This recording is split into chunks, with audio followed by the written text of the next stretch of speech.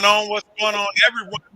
Another episode of Manhood Moments, and we are excited about being here today. We're excited about just having everybody that joins us. You know, Manhood Moments, every first and third Thursday, you can meet us right here, whatever your social media outlet, whether it's Facebook Live at No More Hiding for Men, parentheses NMH, YouTube, and No More Hiding for Men. We also welcome our LinkedIn and as well as our Twitter family and everybody that joins us on this first and third. We got a great conversation for you today. So, fellas, what's going on? T. Patrick, T. Bird, what's happening, fellas? It's cold, man. That's what's going on.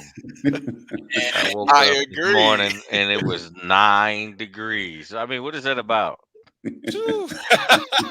And that's I like agree. Florida weather there, because where I'm at, man, it was like a negative up here. This weather's so cold up in this northeast corner of Missouri. It's crazy. You know, I can have that weather. we can't even conceptualize negative. I mean, I'm just saying cold is cold. But I'm like single digits. Like, where did it come from? Like, what? I mean, Christmas, it was literally 70 degrees. Now Yes. all of a sudden it wants to, I don't understand. It's Man, January, man. You gotta expect some cold weather.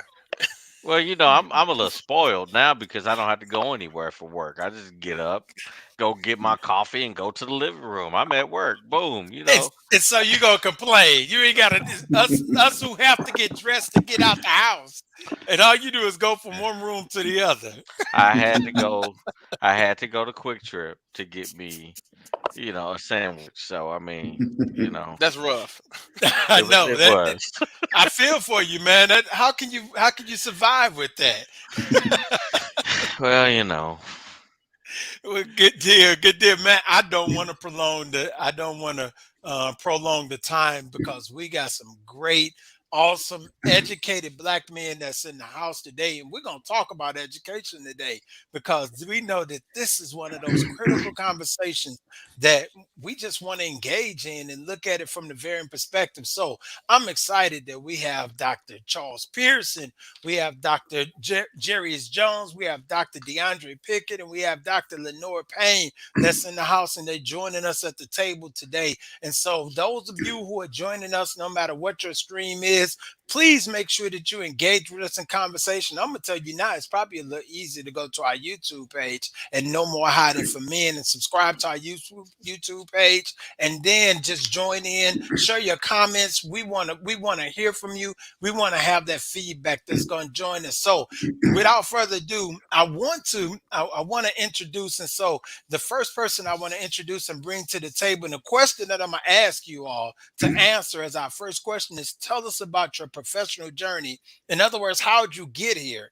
And your why for being a black male educator. So the first person we're going to hear from, and just real quick, Dr. Charles Pearson is an educational consultant. He graduated from Henderson College in 74. He received his bachelor. He also have his doctorate in education leadership from St. Louis University. He has been a superintendent. He has been a consultant. He also now has his own consulting business that focuses in on engaging the making sure that we deal with the issues that are going on in our community. You can find him at Friendly Temple in the St. Louis area. And so, Dr. Charles Pearson, talk to us a little bit. How are you doing today, sir? I'm good. I'm good. And I must tell you, as you were talking about the cold weather, I remember coming here from Arkansas and never having heard the word chill factor before. So it took me about 2 years before I was warm. And then one day I remembered, your mother told you to wear a hat.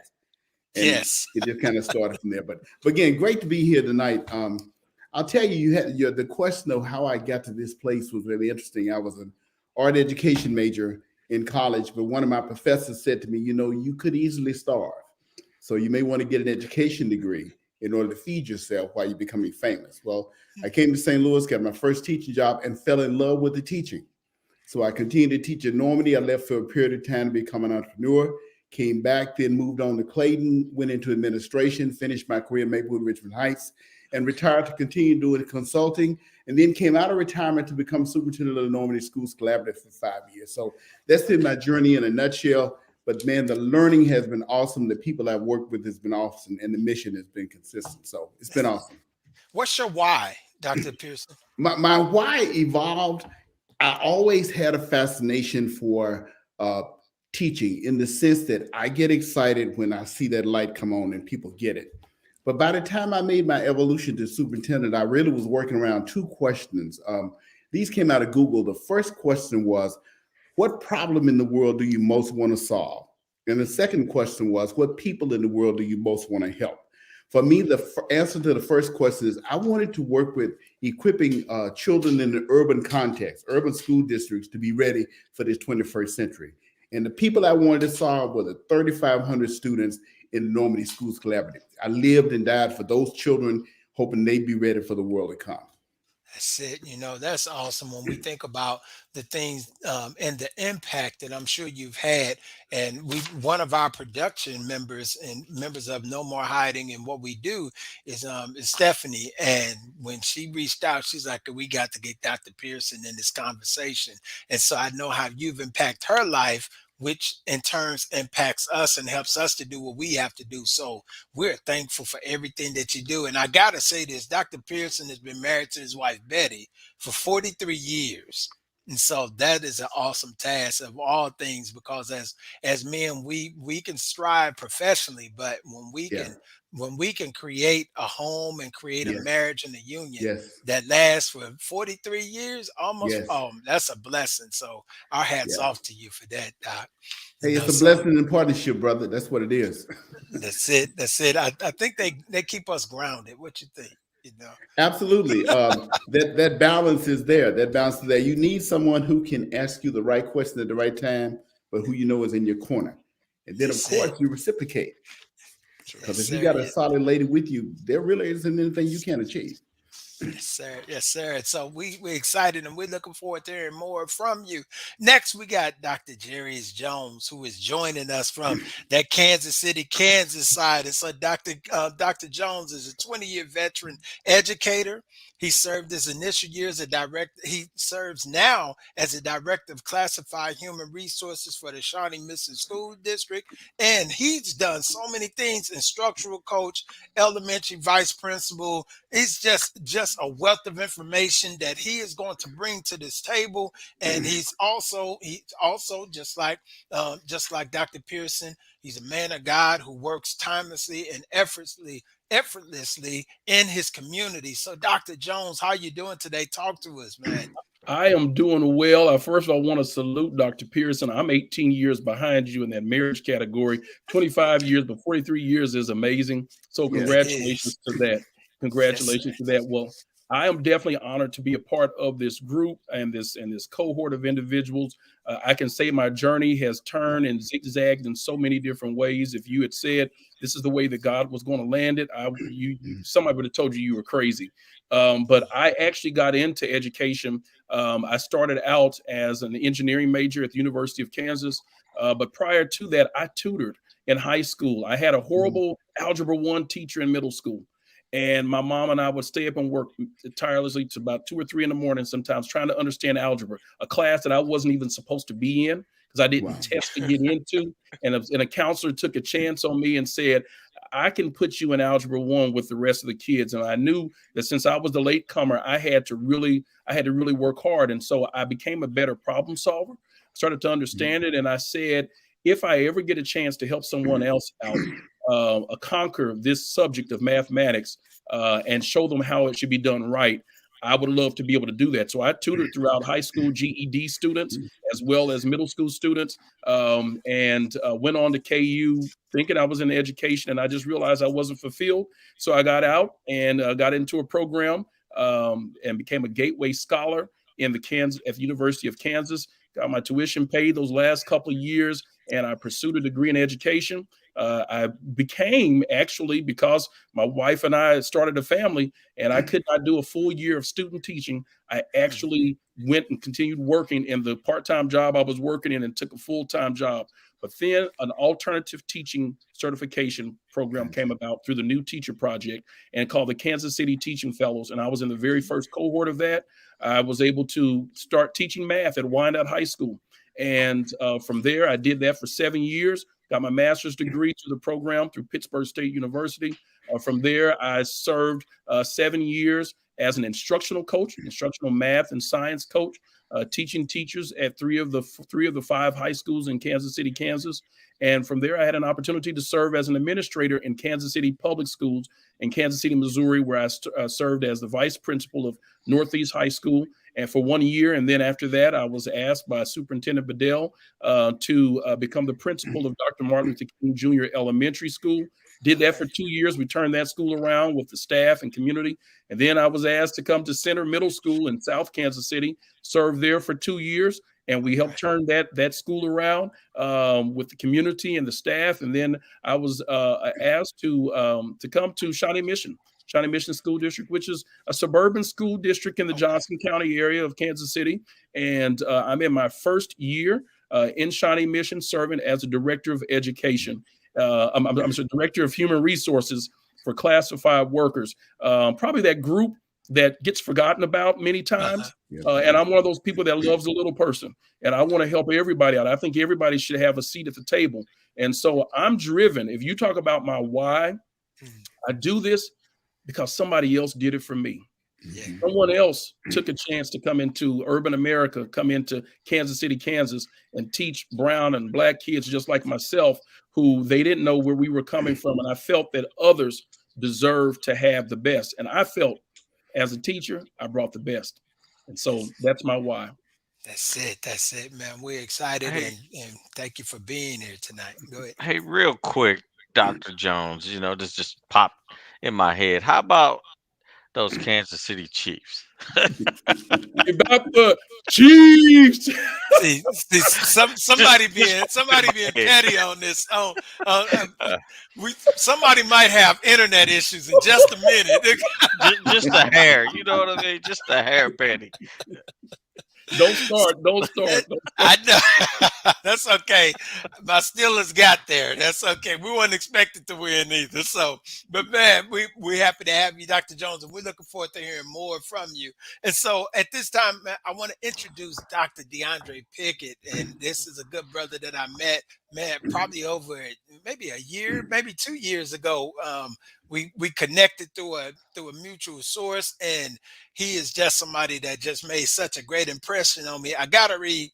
Dr. DeAndre Pickett has worked tirelessly for the last 17 years as an advocate for family and children within the state, and he's in Georgia. So we're getting a chance to have a conversation, not just in the St. Louis area, but we're stretching to Kansas, down in Georgia, and so we get a chance to kind of see school systems throughout.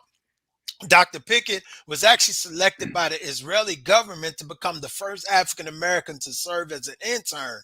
And so he was an intern to the Consulate General of Israel to the Southeast. His educational capacity, he include educational specialist. He was a dean of students. He's a graduate of Morehouse College. He's also an advocate and a legislative executive, and he was chosen to be a member of the legislative caucus there in Georgia, which focuses in on education. So, Dr. Pickett, welcome to the table, man. How you doing today? Talk to us. I'm good, and I wasn't expecting to be so big while you were talking like that. I thought I would have a second before I was so big. And then, of course, he would mention the whole Kansas City stuff right as I was coming on the screen. So I wish he wouldn't have done that. Because, of course, that would have made me have to talk about my team, which might have my internet mess up in a second. So I apologize in advance. But I'm go Bengals all day, and so hopefully I meet the Chiefs in the championship. So we'll see. And the Bengals won, right? We did, but again, but let's change the conversation because I'm gonna they're gonna cut me off in a second. Unlike the Steelers, I'm just saying. I just want to draw. Just petty. But good, Dr. Pickett. But again, my educational experience, started ironically enough as a senior in college, and I started as a paraprofessional, and I got an opportunity to work as a paraprofessional as a student volunteer, and then I turned around and became a paraprofessional that first year, got my feet wet, and then started working as an educational specialist, taught English and math, taught math for a year, but taught English most of that time. Then, of course, moved on, did a little dabbling in collegiate work as far as admissions. Went back into the system teaching English and sociology. Most of my career was in middle school. So I pretty much have been an all middle school educator. So I spent all those years in middle school, left the educational system, finishing as assistant superintendent, went on to work in adult basic education for 3.5 years as a dean of academic and student affairs for basic education for adults, where we taught adults who either graduated high school or still lacked in literacy, comprehension, math skills. We worked with enhancing those skills, but we also worked with those individuals who needed to get their GED. So that was another aspect. Then went on from there and worked back into the education system, but on the capacity of working with schools across the Southeast on social entrepreneurship. So teaching them literally social entrepreneurship skills. Then, of course, COVID hit. And so once COVID hit, things had to change. So you didn't have to figure out, all right, well, what now am I going to do? And then I got this, I heard God clearly say, all right, I gave you all these degrees and get all this stuff in your hands. I need you to go and do what you love doing and do it for yourself. And so for the last 2 years, I have been working, consulting with different school districts across the Southeast, from Alabama up to North Carolina, teaching boards, school boards, as well as administrators, teachers, and other individuals on classroom management, differentiated learning, kind of pretty much dealing with empathy versus sympathy, and just really helping the boards as well with their strategic plans, their budgeting, with governance and things of that nature, which in essence pretty much turned into my why, because of the fact that every time I turned around, there was two demographics I did not see. I did not see Black men, but I didn't see young Black men. And I always saw, older white men or older white teachers, but I saw Black women teachers, but I never saw Black men. And then the Black men that I did see, I saw them only as the disciplinarians of the school or the gym teachers. And so I never saw young Black men who looked like me, be administrators, be the decision makers. And so I said, what I'm going to do is I'm going to make sure that every school that I teach in, every school I work in, is going to be where kids who look like me can see me every day. So they can inspire to one day, yeah, we want them to be athletes and all other stuff, but I want to set an example so much that they inspire to say, I want to be like him, or at least try to do what he does. And that for me became not only just my why, but it became my purpose. And I knew that if I can create another me, but better, then I'm doing my job. And I'm happy to say that I don't have a lot of trophies and awards, but I have a whole lot of walking trophies around this country because of the fact that I did my job. And so that's my why. That's what I'm talking about, man. And when you were talking, as you were talking and we were listening to you, it is about the people we get back to and utilizing what's in our hands, and that is critical. So man, we are looking forward to hearing more about just your perspective and ideas about this education system that we now exist in. And so thank you for joining us tonight. And then last but certainly not least, we have Dr. Lanor Payne, and this brother is also special to me because he's my fraternity brother, and I think that he is one of the foremost experts when it comes to early childhood. And so Dr. Payne is an administrator in the St. Louis City Public School system. He is very modest. There's a lot of other things that he did that he didn't share in his bio, so I won't share. But his impact and really going into school systems that have a lot of challenges and turning those school systems around, and not only just turning around, but making them model schools, is the expertise that he's been given and the gift that he's been given. So, Dr. Payne, thank you for joining us. Talk to us, man. How things going with you? Oh, not bad at all. Yeah, I have to get used to seeing my face this big. I'm like, man, it is pretty pretty big. But my journey into education, honestly, was very interesting because my ultimate goal when I was in undergrad at Southeast Missouri State University, I wanted to be the male Oprah Winfrey. Like I had aspire to venture off into education. But my senior year, in 2007, I started subbing for Cape Girardeau Public Schools, and my first sub assignment was a kindergarten classroom. And I loved it. Like, I loved working with the kids. It was very, fun, like interactive, but, the kids was very engaging and responsive. And so I did that for like a week, and the principal, it was a Friday. She came to me. She was like, hey, are you a education major? And I was like, no, I'm a speech communication major. And she was like, she was like, you really should consider a career in education. She said, because you're in my toughest kindergarten classroom. But she was like, the whole week you were here, we didn't have any problems. And she was like, I just think, you would be a really good fit for education. So I continued to sub for the remainder of that semester. So what I did was, when I moved to St. Louis after graduation, I enrolled at Webster, and I did my early childhood certification program and master's degree at the same time. And I started working at the Hedgeman Lyle Academy. It was a charter school here in St. Louis that was ran by the AKAs, and I was, a kindergarten teacher.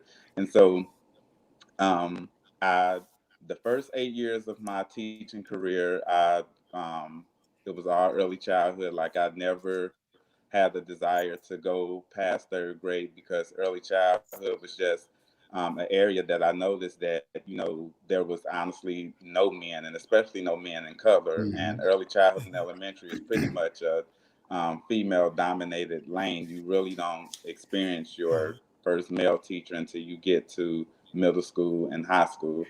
And I just honestly, like, I loved it. I wanted to stay with it. I taught preschool, kindergarten, first and second grade. I really didn't want to go into administration. I wanted to be that person that taught for 30 years and retired and moved to Florida. But I was just fortunate to have strong leaders that saw something in me that I didn't see at the time. And they started molding me to prepare for leadership. So over the last 8 years of my educational career, it has been in school leadership. I, was the assistant principal for 2 years for St. Louis Public. Then I was promoted to principal, and then I transitioned to the Riverview Garden School District, and I was out there for a while as the early childhood director. And in 2019, we were the Missouri Early Childhood Center of the Year, and that's something that's just very near and dear to me, because that was not an easy feat. And Yeah. the behind the scenes work that it took, it was just really, it was a lot. But I was fortunate to have a really strong staff that did the work with me. And not only were we awarded that award, but we were also awarded our accreditation as well, which was something that they had lost in the previous years. But we received our accreditation as well. So that was just something that, like, I was really proud of. And then in 2020, at the height of the pandemic, I lost my mom, and that just really, like, threw me off. And so I just really honestly needed to just get away from St. Louis. So I transitioned to New Orleans for a year, and I was doing some work with New Orleans Public Schools. I was working with some of their high schools and their leadership teams. But then for this current school year, they cut the budget by 10 million. So in my department, they cut our salaries by 13,000. So I was like, yeah, I'm gonna go ahead and go back home to St. Louis. So I reached out to Dr. Adams, and he told me, he was like, but I don't have any principalship positions. But he was like, I want to create this position for you, because one of our high schools, they really need some help around, like, their school culture and their student culture. And so I'm currently working with the Bashan High School leadership team, and I've only been there 3 weeks, but we're already starting to see a lot of quick gains with just some systems that I put in place. Because what I noticed right away was that, like, a lot of the issues that the kids were having was, skills that they should have mastered and had, when they were in early childhood and elementary. So right away, we've been able to put things in place to gain, like, quick gains. And really quickly, my why is very simple. I honestly feel that it's important for children to see Black males in their lives, especially on a daily basis, who are in respectable positions of authority. I think overall that this gives students something to strive for, even if they don't become teachers. They can see someone who looks like them, and it tells them that, you know, they could become a professional, and they can become a professional and someone who is respected, no matter, you know, like what avenue you choose to do. Because overall, I feel inspiring children is what the foundation of what educators do, but the rapport and personal connection that Black educators are able to create with children who look like them helps build the level of trust and confidence that makes teaching and learning more successful.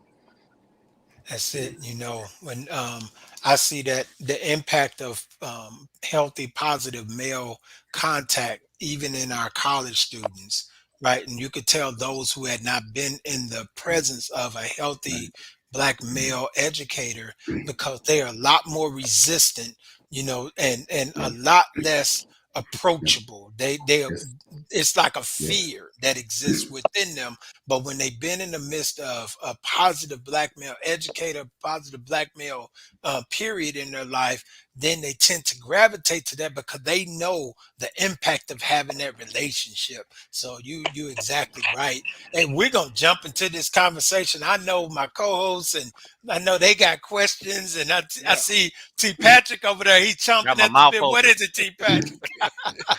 Well, listen, you know, as an HR professional, my ears perk up when I hear culture, right? Because you know, one of the biggest things that I do in my role, well, one of the things that I do is um, train managers on how to be people leaders, right? And that's it's a lot, right? Because you know I've been in some very difficult environments throughout my career, you know, kind of turning around environments. And what I noticed is that uh some of the individuals, especially in the unskilled realm, struggle uh transitioning from you know, from high school to their first job. Let's say they got a first serious job. You know, a lot of us are throwing money out there now to really recruit. So we're attracting a lot of folks, but some are not necessarily ready uh, to for that transition. So there's a lot of struggle, and then there's struggle with my managers trying to connect with them, especially in urban settings. Um, so I want to throw the question out there because I think culture is a big thing for me. I just want to understand, you know, kind of, you know, from your perspectives as, you know, Black leaders uh, in education, how important is culture? Uh, the overall culture, right, of school or whatever, to in the framework of education, right? How important is that? Because I see it as huge. You know, I tell my leaders, if we got a good culture, we, you know, it I found that we're able to produce and get deliver those results, right? But there's a lot of stuff that I have to teach them to unpack, and how, you know, some of our folks are dealing with some things that that are very big barriers to work, and then it leads to discipline, and then, you know, we've got a lot of issues. So I just kind of want to sit there on culture for a second, and kind of get your take on culture, some of the things that you guys see that you have to deal with that maybe we're not necessarily tracking to, and what impacts have you been, or gains have you been able to make uh in the environments you all have led. I feel like this is an interview question. You also get it right. No, just If I could, Well, may I start? mhm. Yeah. Well, I'll step in. I'll start because I stepped into a school district, of course, that the state had unaccredited, and so in the process of that happening, the actual culture, the people in the culture, the community, and the children were literally traumatized. They weren't just hurt; they were traumatized. There was a sense of self worth that they were struggling with. All of that, And so one of the things that I recognize from the adult perspective is helping people re-understand why we're doing the work. That whole idea of this is the mission. And in that, and I'll very, very straightforward, our goal is to improve the lives of children. And every single adult in the space had a part of that. So it wasn't generally, and I know that Dr. Jones will probably hit on this, it's often the case in a system like that where the teachers are here and then their support staff is here. But helping people understand that every single one of you have a role in improving the lives of children. Believe it or not, the very first contact that a child has with a school system is a bus driver. First thing in the day. The person who calls the office, that's the first contact. And so helping them understand we need to recreate the culture and then leading a process as we did in a PD day with the whole district there, breaking up teams and the teachers and support staff, and have all of us revisit the principles we were going to live by, the respect we were going to show each other, how we're going to treat the people we encounter, and then just repeating that over and over. And I think you have to get that process first, where we are stating to people who we can become, making that a value that everybody grabs on. But then you got to do some intentional work on a regular basis throughout the year, revisiting those ideas until people begin to see themselves differently. And I'll say that for me, like when you walk into a school building, like you know that school culture right away. Like you can feel it. It's like whether this is a place where true learning is really going on and students feel loved and valued, or you'll automatically have that feeling like, okay, what's going on here? It's like, let's look at the space. Like, is this space inviting? Is it welcoming? But sometimes you can tell the school's culture right away as soon as you walk into the building, because your first line of contact is the school secretary. And right away, it's like, if you don't get that initial greeting, like for me, it kind of tells you what, like the culture of this school. Because one thing that I always stress, with my staff, it's like, as much as I tell you all to like build relationships and do all of these things with your students, me as the leader, I have to do that with my staff. I have to, get to know my staff, get to know their strengths, get to know their weaknesses. And then not only that, as the leader, I have to be visible, because it's sad, but you do have a lot of principles that you never see. And with you just being visible, that that makes a ton of difference. Because if your staff see that, okay, you know what, Dr. Payne has my back, he's in it to win it, he's in the trenches with us. You could be at a school that has the most, that's known for having like the worst kids, test scores and all of that, but your staff is still going to show up for you because they know that you support them 100%. But you always have to remember that your yes needs to be yes and your no needs to be no. But if you're that person that think you're going to leave behind your desk, you're going to fail. But it's like sometimes we get so inundated with like the work that we do, we really don't do like a true pulse of our school to see like, okay, well, what is the culture of my school? Because sometimes you could ask principals this very question, and it's sad that some of them really can't even tell you like, well, what's the true strengths and weaknesses of their school, because they're too busy. They're like, well, I'm just all day I'm putting out fires. But that's a sign right there that your culture is not really strong, because if you have strong routines, procedures, and systems in place, your school really will run itself. Because there's plenty of days when I was at the early childhood center, I wasn't in the building, but I never had that worry like, ooh, I need to be there. Is everything okay? Because we were a well-oiled machine. That didn't happen overnight. But once, we put those systems in place and my staff saw that, okay, Dr. Payne is visible. They knew they were going to see me every day in their classroom. That was just point blank period. Like whether they liked it or not, I was around, but that made them want to show up and want to do the work. So to answer your question, for me, I feel like the building the relationship piece is very important to your school culture. It's like you can talk the talk all day long, but it's like you actually have to do the work as well. Yeah. I was going to chime in if that's okay. Go right ahead. Exact. Dr. Pearson, Dr. Payne, they hit a grand slam on everything that they said. They touched on those points. One of the things that I learned very early on was I was blessed. I was blessed, and I use that word very intentionally. I was blessed to be able to serve schools that were probably the schools that people didn't want to touch. They didn't want to come to. And we all know as African-American males, especially those of us that have been strong in our craft, that we're normally the ones that take on the most difficult and most challenging situations. Yes. And that just happens. And so my thing is, and my mom and dad always taught us, when you're given something, what are you going to do? What are you going to do with it? If you step up to the plate and you say, I want it, you're going to be the best. And I know that for me, I had to challenge a system where individuals felt that they were less than. They felt that they were not good enough. Then also it came down to the kids were not good enough. And I was almost like, hey, we got to stop the excuses. What are we here for? We're here to change the narrative. And in every location I went, I said, we're going to change the narrative.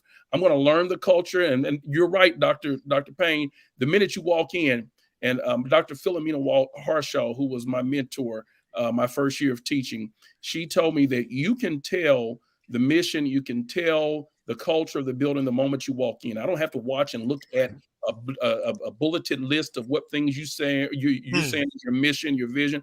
I should be able to feel that when I walk in, when I see the interaction with the students, when I see interaction with the teachers. There were some bad habits that we had to break, but of course I had to learn it. And then I also had to say, how do we feel when central office comes to us and tells us how horrible we're doing, how bad we're doing, how we're not this, and they're not recognizing the growth that we're already making. It may be minimal, but boy, when you look at it going from 4% to 8%, that's doubling your results. Right. It's not a whole lot. It's not where we want to be, but it's doubling your results. And that happens. We all know it. A child can't learn until they know that you care. That's it. Until you show them that they care. Once you show them they care or that you care, they're gonna break down mountains. They're gonna break down barriers to make sure that they please you, because they want to see you happy. They want the outfit to be successful. I brought in community partners so that my teachers understood that people do care. We were not the dump all school. My elementary school that I served in, they felt like we were the dump all school. We were the school where other schools didn't want these kids, so they would dump them over to my school. Well, I said, you know what? We don't have a choice. So whoever we get, when they come in this door, we're going to present an oasis of learning and innovation. So everything around us may be dark, may be dirty, may be desolate, may be dry. But when they come in here, they're going to get the right nutrients. They're going to get the right respect, the right experience to where they don't want to leave. And that is what you have to put in. But you have to take the time to analyze what is going on, figure out what is broken. In my last assignment, in my last assignment at the middle school that I served in as a principal, I came in with an assistant principal who knew discipline. That was a big thing. There were some other issues. We said, look at the routines, look at the protocols, the procedures. We analyzed it with the teachers. We brought them in. You have to get the buy-in by bringing the people who are working the hardest. And guess what? You have to put some sweat equity in it. You got to roll up the sleeves and be a part of it and not be afraid of it. You have to be visible. Once we realized the problem, we were able to solve it. And I simply looked at it, and I know they probably thought I was crazy. I said, oh, is that all? So we just changed this and changed that. When they got that, and the first days of school, the kids are like, this is different. Because we now have some procedures and there's some expectations. Because I told the teachers, I didn't take this assignment to fail. Right. If we're failures, you got the wrong guy sitting in this position. Because I don't believe in failing. When it comes to competition, I wasn't athletic, and I can't dance. So I'm not coordinated, but I can play ring tambourine. But I tell you what, when it comes to the commitment level, I felt like nobody else is going to bring the energy like I am. And if I'm a part of it, I need you to be a part of it. Your building takes on the relationship and the personality of the leader. Yes. Are you welcoming? That's it. Yes. That's it. Dr. Pickett, did you want to chime in on this question? Yeah, and what unfortunately, something I just saw Stephanie post up kind of maybe twitch just a little bit. That statement, failure is not an option, makes me twitch just a little bit. only because of the fact that sometimes I'm going to answer this first and then go to what I'm going to say. Sometimes you don't know what you're capable of until you fail sometimes. And every now and then you need a failure sometime. Now your failure is not final, but sometimes you need that failure sometimes to be able to kind of bounce back from and be able to get from. So I'm not going to necessarily say failure is not an option, but failure is not final. So it made, and I'm not saying it's not an option, but it's not final. So I wanted to kind of touch that one. Then I kind of wanted to touch on this concept of culture. I think one of the issues that we do sometimes is we place culture in silos. And the problem that we do when we do these culture silos is the fact that we build culture without a standard. And when we built this culture without a standard, then we wonder why we have a bad culture is because we never set a standard. We have this idea of what culture should be, but we don't set the standard of it. And the problem that we have is we set the standard only in the building. We don't set we set a culture for in the building. And the problem is the culture for in the building, the kids are only in the building 7.5 hours of the day. So the problem becomes we don't set a holistic culture.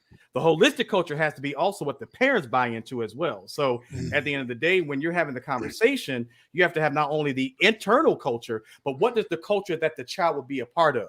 With that being said, you then have to have that conversation around, because for me, the problem I've always had with this conversation around the student focus model is the problem is that concept of student focus model, people get stuck on that word focus because of the fact that at the end of the day, when you specialize specifically the focus, all children are different. So the question becomes, what child are you focused on? The way I started doing in our school was I said, we're not a student focused school. We are a student driven school. Why do I say that? Because the role of a teacher or a person in that building are to be GPS systems. You are a GPS system, and the goal is the child or whomever it is, particularly high school, where do you want to go? It is my job to get you there. And that's how, and I think that becomes the problem is that teachers stop seeing themselves as GPS systems. You can't drive the car for the child. You can teach them how to get there though. And that's how you begin to set the cultures when you realize that your job is not to drive the car for them. It's to give them they tell you where they want to go. The problem that we started having, especially when we get to the high school level, and where I'm starting to see is, and it's an unpopular discussion, but I have it. We build the culture around that if you don't go to college, you're not going to be successful. Yes. At the end of the day, that childhood, they told you I may not necessarily be college. You have just told them you're not going to be successful. So what do? You have more kids dropping out of school because they were told that in order for me to be successul, I have to go to college. Well, I don't want to go to college. So now we have built another barrier for these young people. So now you've built a culture. Now you've built a culture of dropout, and you build a culture of failure, if you will, because of the fact that you have now told them that if you don't do this, you can't be this. In that environment, the people around them have made that very clear. So with that, I tend to have a problem when I hear people, when they mention culture, they don't talk about the standard, but they don't talk about how the GPS system, them, are working to tell that child, you can't go and do a needs assessment telling them what they need. The need assessment is based upon, all right, let me see what you're giving me. That's where I see. If you're telling, I don't need to know if you did a test and you took the test and you got a 60%. My job is not to reteach you the 60%. You got a 60, so you know the 60. I need to focus on that 40. The 40, yeah. I need to focus on that 40, but we spend time, again, we build a culture of, that you have to, repetition. Well, I know that. And so now we've wasted time with this young person. And so we have to be very careful about, not building a standard, not having that. And learning what that culture is. But so the culture, again, it goes beyond what what we're telling and putting the mission, everything else. At the end of the day, you have to know what role you play. And that role is you don't drive the car. Be the GPS system and let that child or let that person, let that individual show you where they want to go, tell you where they want to go, because you're the expert. Show them how to get there. And so that's how I view culture. Yeah. For those real quick, T, For those who are just joining us, we're going to invite you to please share your thoughts, your comments in our comment in the chat boxes. Please, we enjoy that. We got a couple questions after T. Patrick shares thought, but we got a couple questions that we want to pose because this is a live discussion. So you get a chance to ask your questions of these very talented, educated, prepared professionals who are Black men in education. So please make sure you share your comments. Also share this, right? Reach out to your network and say, hey, this conversation is going on. We want to invite you to come in and join this conversation because I believe that this is going to be it's going to be epic. These next two podcasts are going to be epic, and we're going to hear some things that we need to be thinking about that's going to expand our understanding of what's going on in our educational circles, right? So, T. Patrick, what's going on? Real quick, just to close the loop on this, a lot of times I ask a lot of questions, right? And sometimes I get, 80% of what it is that I'm looking for in there. I think listening to you brothers, articulate that, it explains the difficulty eloquently and what I was trying to say in there. And I think, you drove it home, Dr. Pickett, which is with that statement that we're conditioning students to feel like a failure if they don't go to college.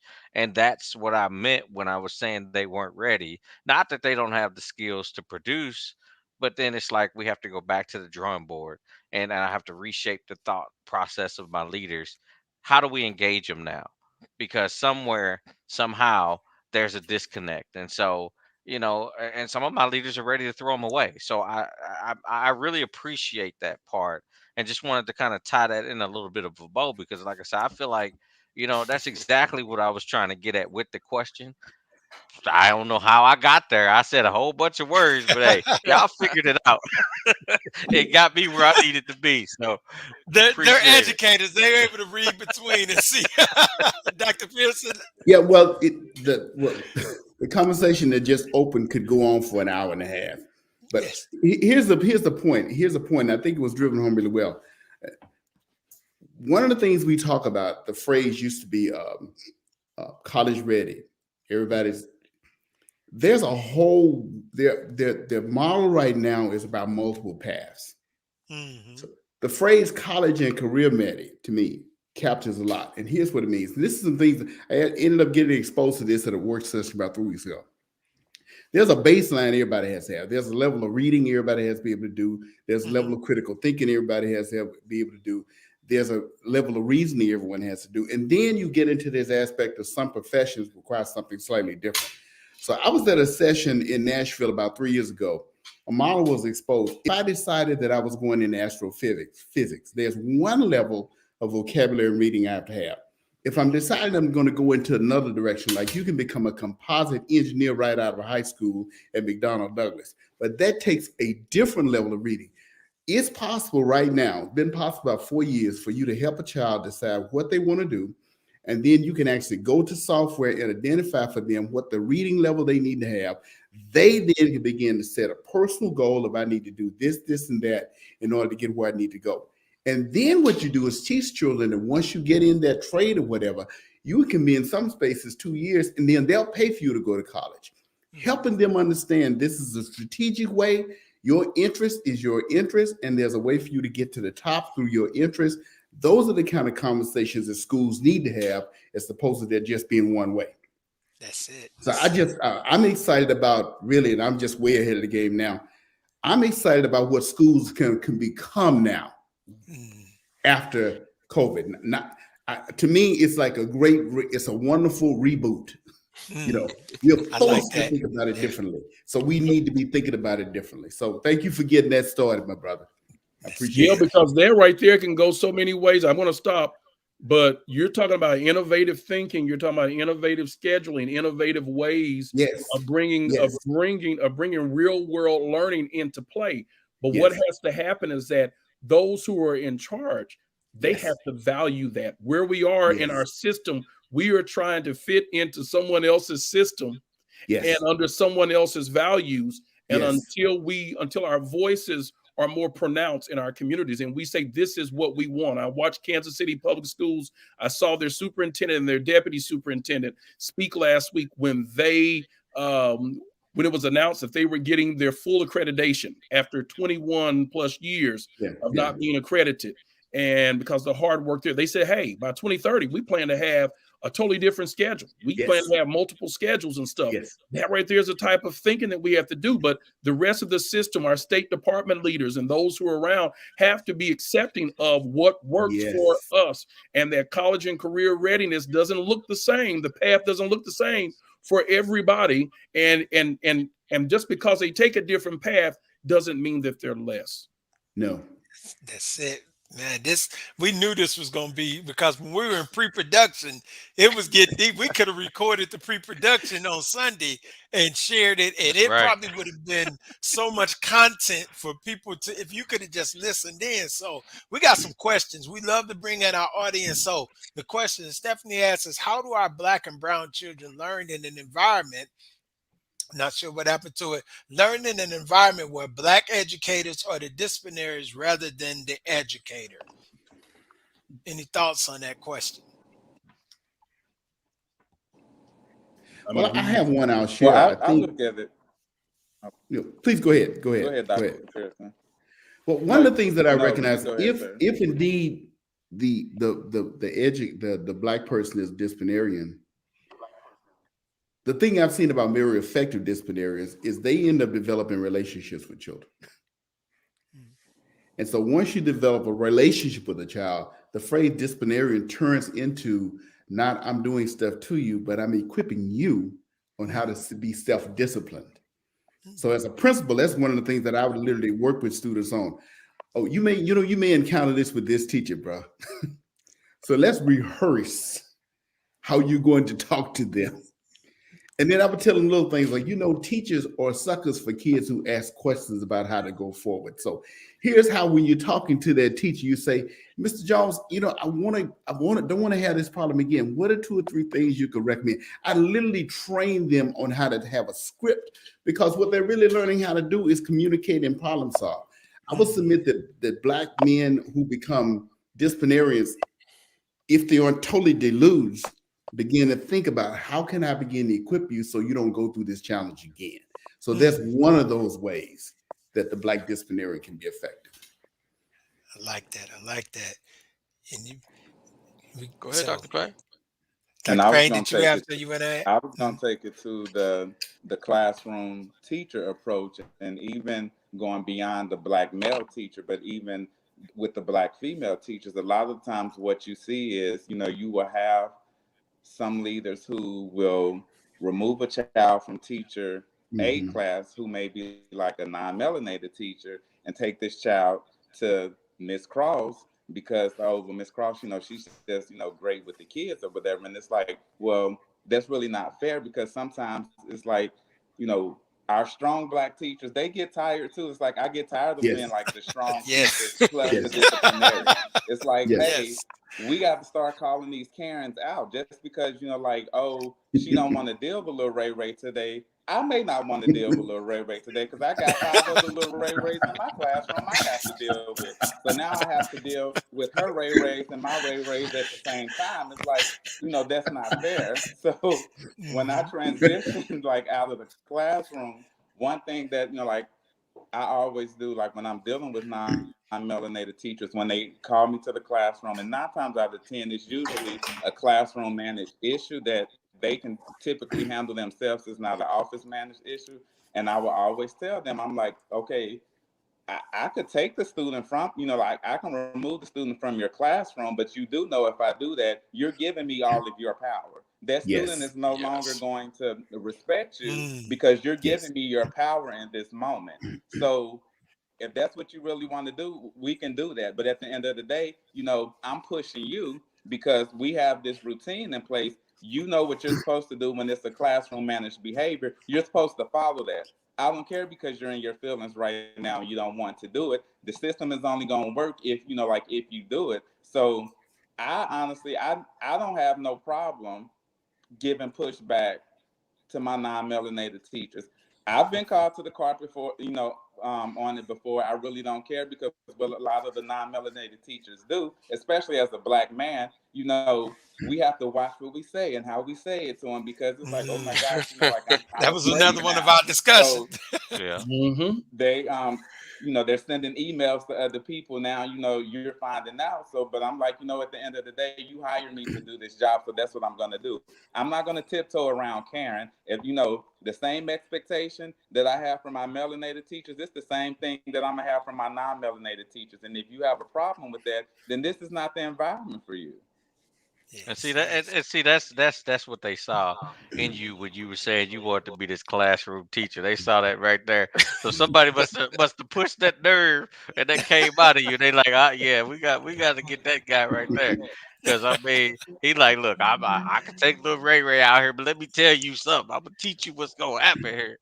I love it. And can I say something to that effect too? Because they're so right. I always took on that practice of the kids would come to me kicking, screaming, or whatever, and I told myself, now you really are out of control if you're in my office.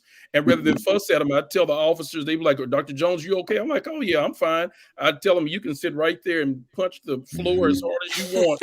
And the floor was, oh y'all, that carpet was only this thick. But I said, you can punch that floor, just don't tear up anything on my desk in my room. But when you're ready to talk, we'll have a conversation. And those kids would easily, boys and girls, and this is at the elementary level, they would start to ease themselves over to my desk. And it was like this closeness.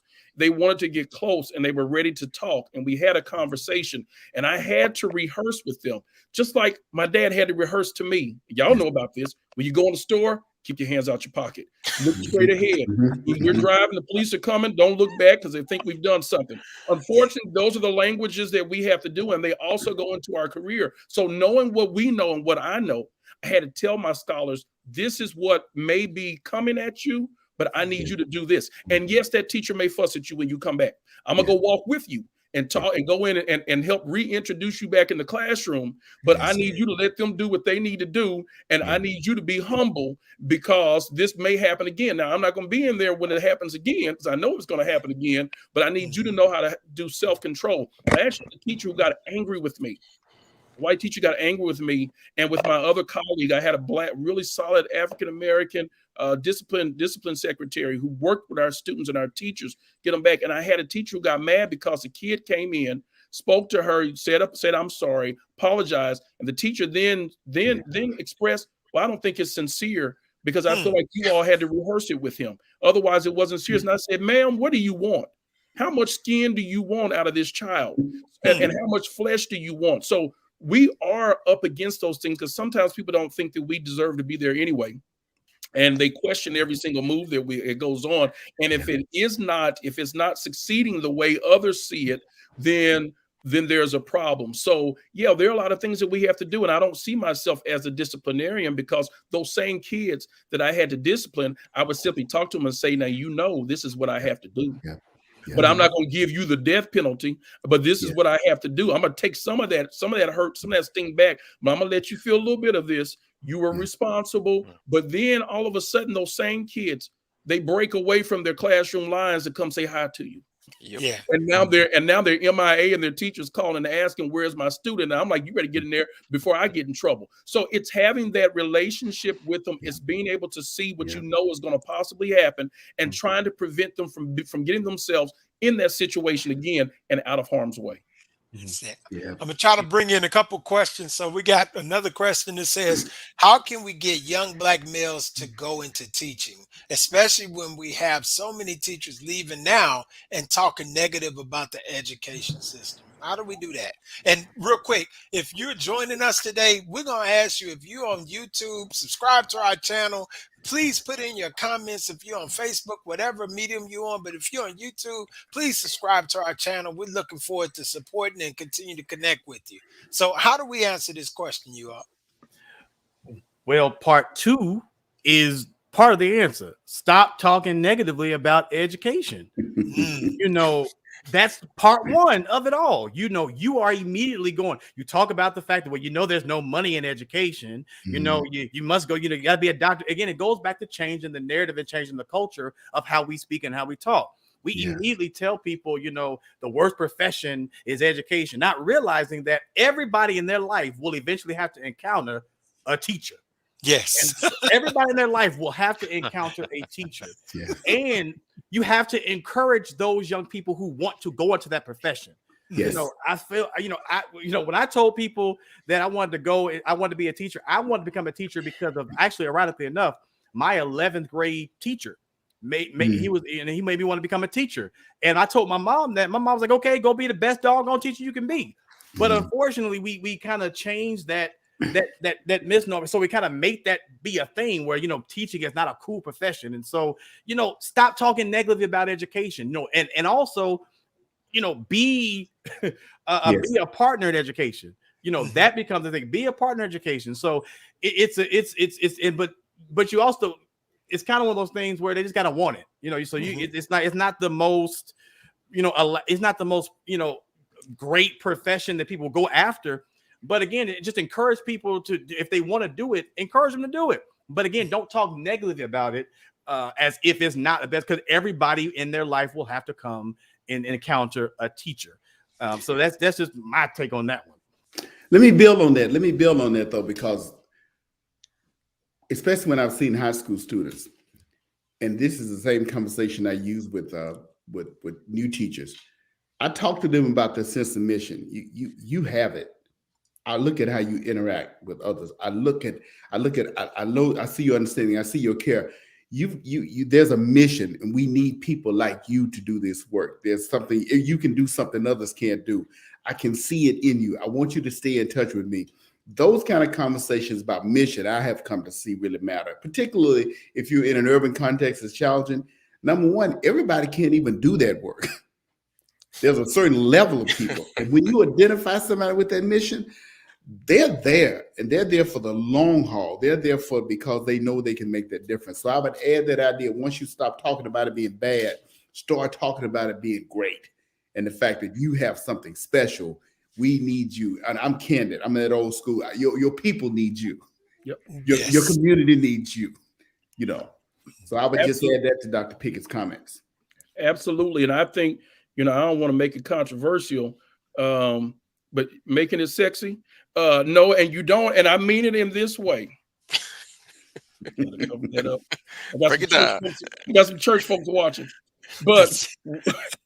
But what I mean by that is that you, just like other professions advertise, as you mentioned, how great it is. I would tell people my story. My wife and I got married. We had 3 children by the time I got into my first year of teaching. At the end of my first year of teaching, we were expecting baby number 4. And we're talking about a $27,500 salary, first year of teaching in Kansas City, Kansas. My wife was a stay-at-home mom because I felt that was the best thing with us with young children, and I couldn't send them to daycare and pay all of that. I'd be broke. I was already broke. But I found opportunities. And what I did with other young teachers who came in, as they came in, I showed them the opportunities that were afforded to me, and I was able to make it work. I live within my means, and I found opportunities to be able to support myself. You have to share those things. And then too, I was able to start, my good friend and I and colleague, we started a math relays in Kansas City, Kansas. On Saturday morning, we had the first year, somebody told my colleague, "Oh, you all won't get 25 kids to come." We have 400. We have 450 kids. Next year, 600. We had 800. We went up to the largest was 1,300 students in Kansas City, Kansas. Students coming in on a February freezing Saturday morning to take math assessments, and to compete against each other. We had to make it work. And so people saw these 2 African-American men who were very well lit, who could express themselves, who could articulate themselves, who had other opportunities. And I remember one child saying at my alma mater when I was serving as an instructional coach, she said, "Why are you here?" I said, "Well, what do you mean?" She said, "You just don't speak like the type of man that would be here." And I said, "Well, what does that mean?" I knew what she meant. And I told her, I said, "You may not believe this, but I graduated from this same school just a few years before you did." And she couldn't believe it. I said, yeah, this is my home school right here. I went here, you a kind of person like you. And I said, yeah, but I need you to see that just what you've seen in your neighborhood and what you've seen prevalently, that's not that's not the totality of all of us. That's not the experience for everyone. And so we have to make it. We have to make it so that it feels right, it looks right, it's doable. I have the saying that if I can do it, I know anybody else can do it, because I'm not the brightest one in the bunch.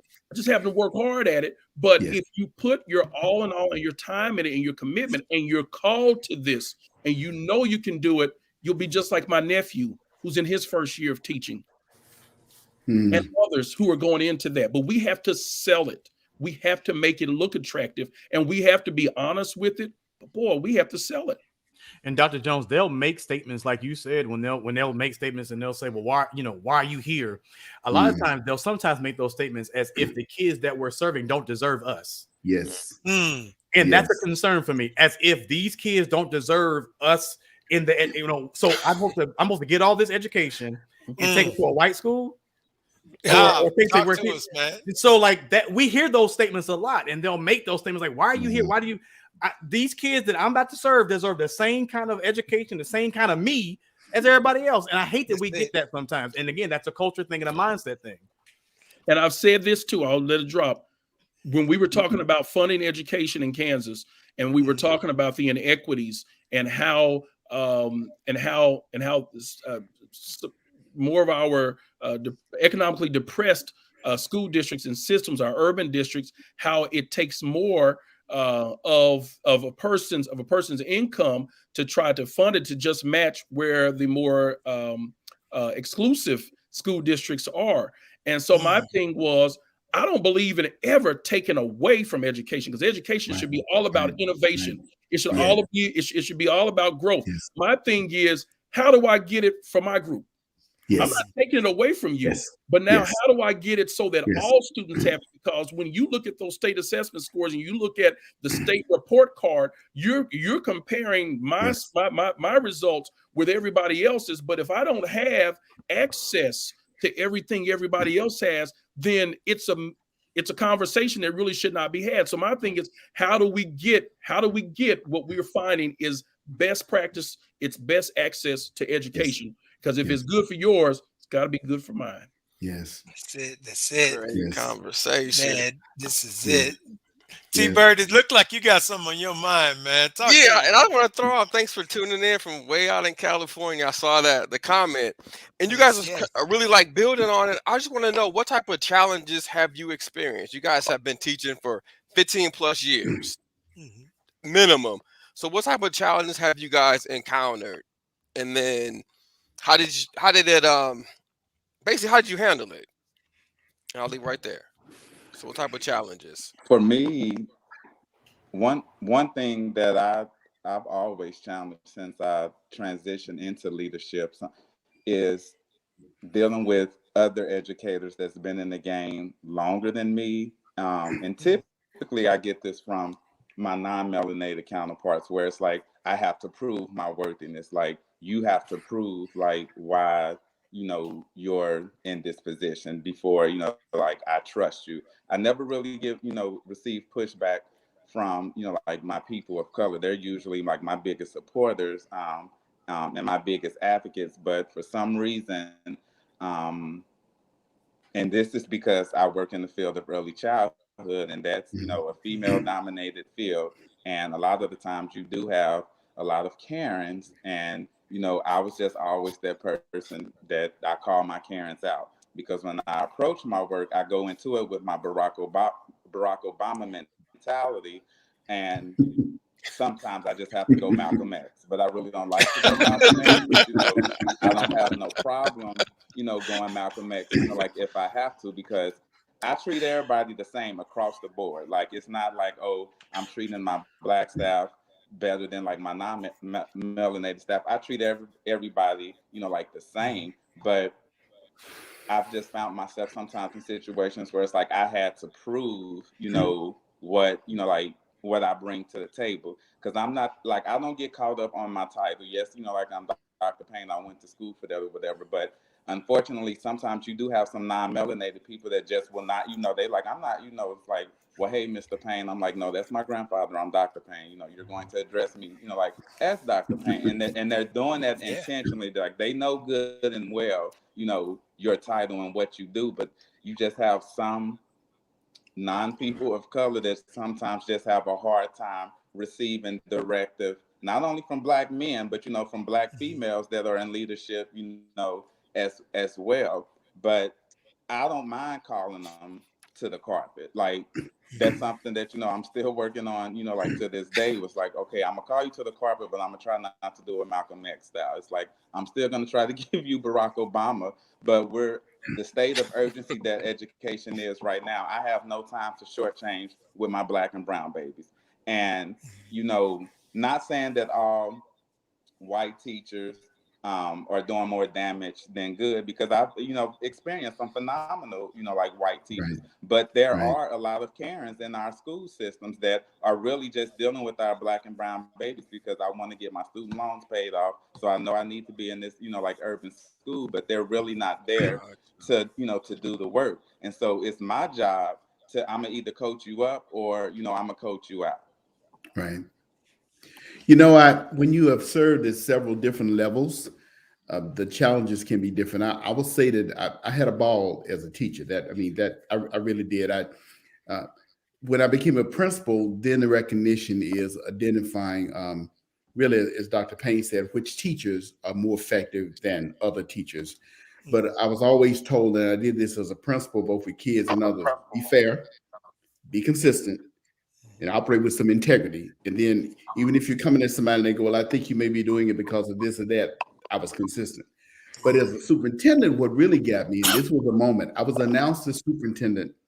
They were discussing, and I was talking about the fact that the language that the press had been using about my children in our district, it made me angry. And the statement that I made was, I don't want my children internalizing these negative messages. And someone told me later, Charles, you sounded like an angry Black man. I was.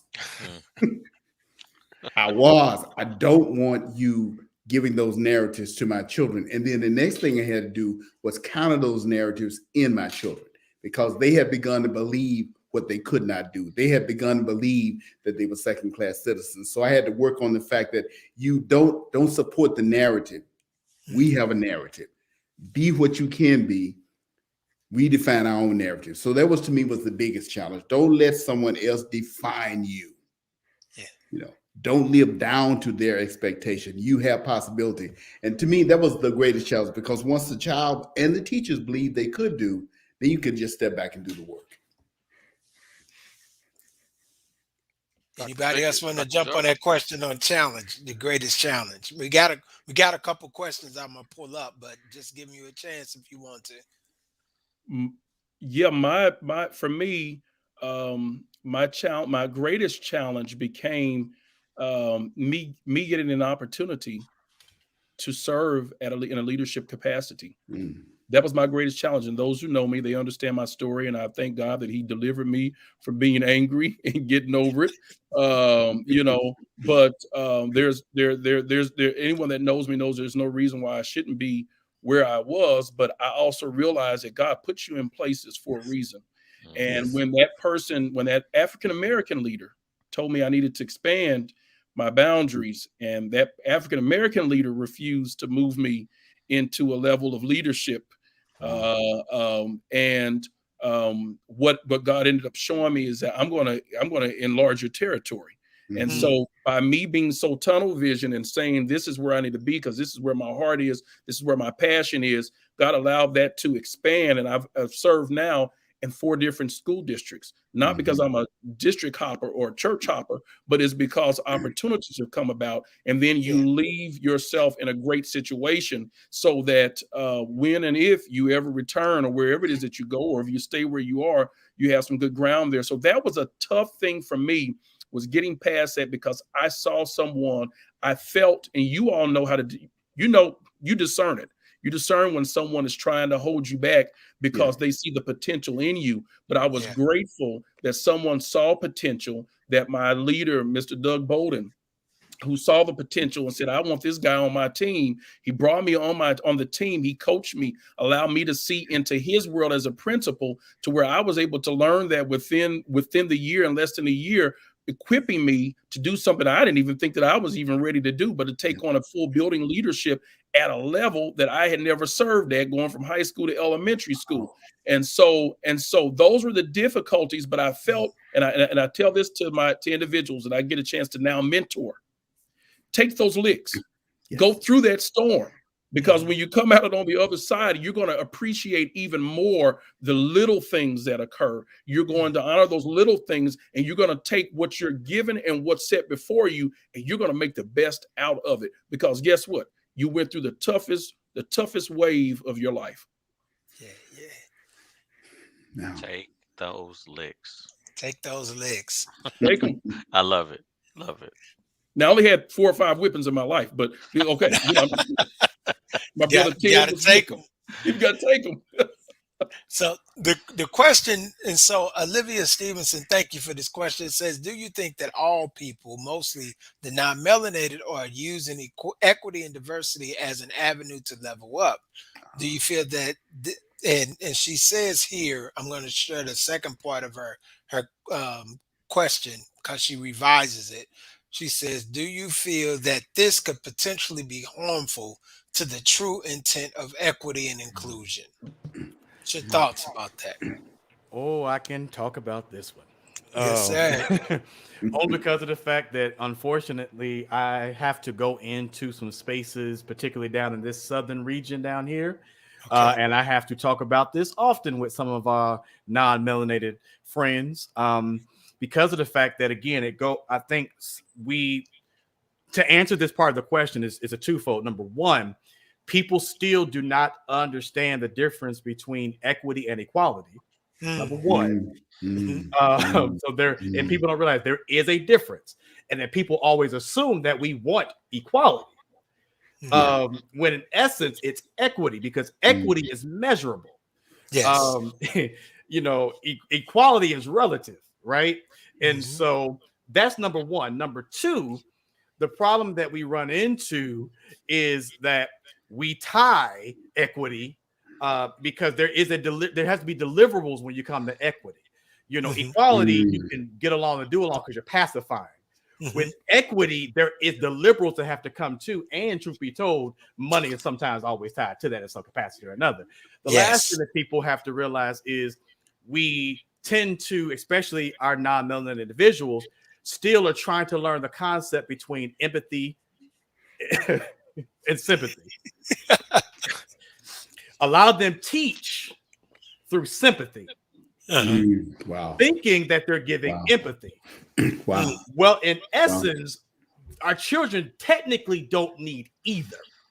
Wow. If we're to be honest, because when you teach from a sympathy and an empathy place, then you start, and this is from us too. When you teach from a sympathy and an empathy place, then you're showing your privilege. Because now I own something, and I'm going to teach from two different spaces, as if I have to empathize with you where you are, but also sympathize where you are. So now we're starting to show our privilege again. Whereas, at the end of the day, it's been said earlier, the kids want to know that you care. But again, it goes back to what I'm saying. When you're teaching from empathy and sympathy, the problem becomes, are you really a GPS system? Because once again, I'm trying to tell you what you want.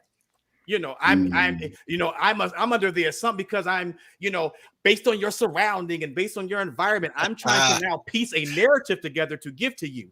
And that, if I would say, was one of my hardest things that I've learned is giving the pen back to our people to learn to write their own narrative. That's it. Because of the fact that we use this sympathy and this empathy, and we use the differentiation between equity and equality, and we mix it up. So we've now taken the pen away from our young people, and we're writing the narrative for them.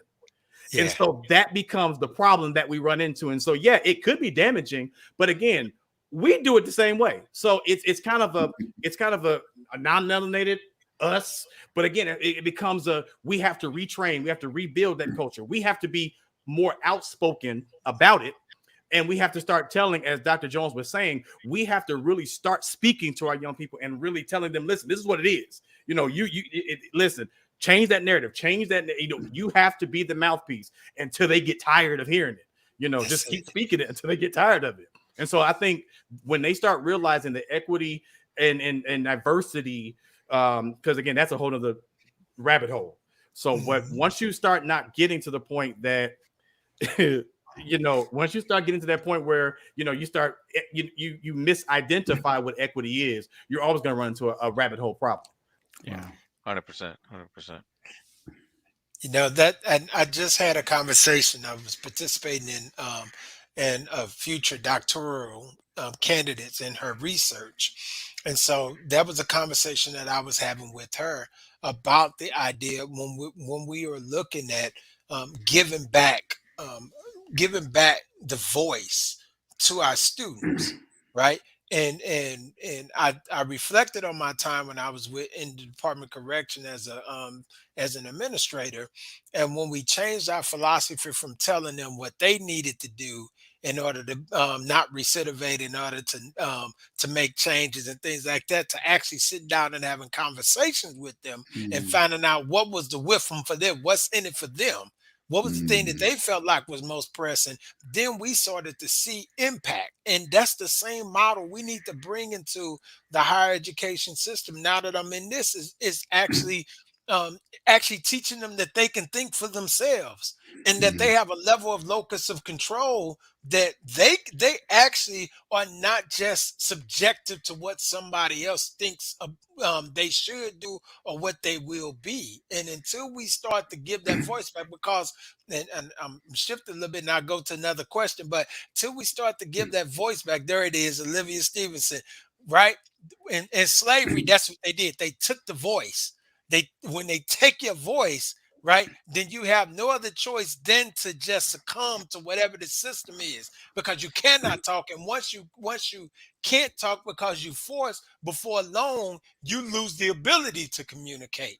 And that's what has happened. We've lost the ability to communicate, and our young people have lost the ability to communicate in a healthy manner. They talk. They might talk back and all this other stuff, but when it comes to really talking about what's in your mind, what you're really dealing with, things like that, and then looking at what's going on in their lives in the future, oh no, they lose that. So we got a question here.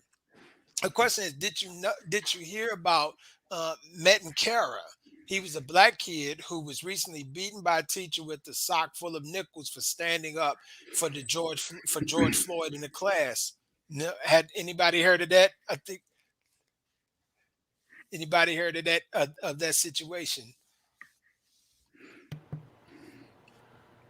No.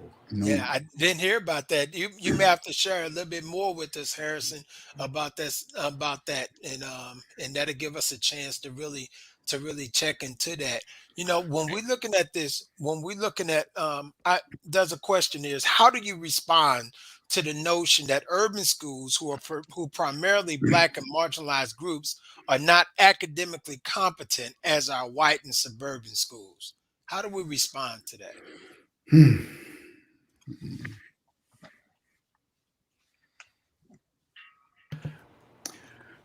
Well, I think you begin with the acknowledgement based upon the assessments we're doing. There is a gap, but I was taught, frankly, that to have a conversation about the gap between black student performance and white student performance is a wrong standard. There's a standard. What's the gap between what the child is doing and the standard?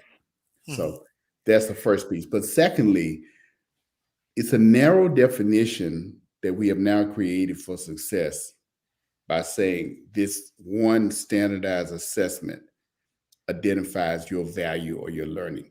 Before I retired, there was a group of superintendents in the state looking at replacing the current once a year system with about 4 interim assessments throughout the year, so you could see where children were and adjust instruction to support them. But it is always going to be a mistake, and we're always going to be seeing a gap when all we're looking at is a measure that doesn't really address all of the learning modalities at all. And it can actually be used to become more punitive as opposed to being more productive. So yeah, data is the data, but one can also take a look at what the data sets are. Now, what all are you looking at? One of the things that I observed, interestingly, in my district, my former district, we discovered that our children were learning by doing. Mm-hmm. We had a internship with Centene, and we had 13 students there on an internship. 2 or 3 of our students were the highest performing individuals on the staff, not highest performing interns, highest performing because they had adapted to the way that Centene operated. They knew what they needed to do. It was a natural for them. But to have more opportunities like that for urban students will create more measures for what success is. I think that to me is a huge piece about all this. The measures we're looking at and the way we state what success is a challenge. But the data is the data. It is the data. And I remember Dr. Jawanza Kunjufu saying that it's a curriculum problem in many cases. There was some other studies that were done where they looked at white, Asian, Hispanic, and African-American students, and they showed that even the wealthiest African-American students scored below the poorest white student. Yes. And so those are things. So that has nothing to do with to me, with access to money or even really ability. It is what is resonating with those students. And so what we have to do, unfortunately, and this is why I believe that those kids that get tossed around and thought of as not doing well, actually are doing a superb job because they're trying to learn 2 different languages and be fluent and proficient in 2 different worlds. Yes. And their brains are just now really fully or just now developing. And so the fact that they're able to do that, but that's not what matters. What matters is the data. And so that's why we have to sell it as growth. Some people say, oh, you're just fudging the numbers. You're making these graphs look larger. Well, if you see that we were hanging here and we were at this plateau really far below, but we made gains, let's celebrate that. If a student's coming in 2 and 3 grade levels behind, yes, that child may not end the school year on grade level, but if they've gained 2 grade levels in that school year, let's look at those diagnostic assessments that are taken at the beginning of the year, diagnostic. Then you look one in the winter, in the middle of the year. Then you look at one at the very end of the year to be able to see what the actual growth and development was for that student, so that now that teacher who did not get a chance to choose who they had in their classroom because this is the school that they decided to work in, and those students are behind, that now that teacher can look at it and say, hey, this is where we started. But because you were in my class, I showed growth. Yes. And I told that teacher who said, these students right here coming here so far behind, Dr. Jones, there's no way in the world we're going to be able to move them. And I said, do you believe that when someone comes in your room, they're going to leave out of here better? So if that's the case, then it may not be perfect. It may not be on grade level. They may not be excelling. There are some who will, but show me the growth that you've had. And that's the conversation that we have to get out. And we have to make sure that those who are out speaking for us are representing us accurately. That's it. You know, we are, there's a question that says, what do you think are the causes of behavior challenges in our school? And so we'll make this our last question because we know that we try to keep this is going to be a 2-part conversation, you all. So everybody that's joining us today, you're going to catch us again February the 3rd. We're going to come back with the second part of this conversation. And so don't think that this is over with right now, because we knew that the content and the discussion about this issue and education, especially from a Black male leadership viewpoint, was going to be expanded on. And so we want you to follow. We want you to follow us. We want you to join us again on February 3rd. But real quick, before we go, what's your thoughts? What do you think are the causes of behavior challenges in our school? And then I'm going to invite our listeners also to chime in the discussion. What do you think are the causes of the behavior challenges in our school system? Anybody want to add to that? I think, and I don't want to speak for the other brothers, but I think they would slightly agree when I say that this is a slight complex question. Because of the fact there are multiple factors to this answer. You can't necessarily pinpoint, I think, because you're talking about geographical, you're talking about demographic. There's so many things, but I will tell you, one of the things that I had to do within my school when I was an administrator is, and it kind of goes back to something that we discussed not too long ago, and it goes back to that culture piece. The problem is one of the things that people were doing was they were tying discipline to the behavior and not discipline to the culture. And what I mean by that is when kids are acting out, they're acting out because they're acting out of the line of what the culture of the school is set. So I used to have to what I call do cultural redirection, because at this current moment you're actually acting out of the culture of this school.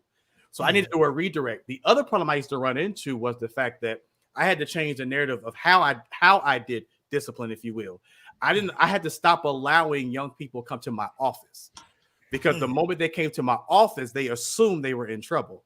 And so as an administrator, the unfortunate situation is when I want to like call them in for honor roll and things of that nature, when they came to my office, I couldn't give them anything good.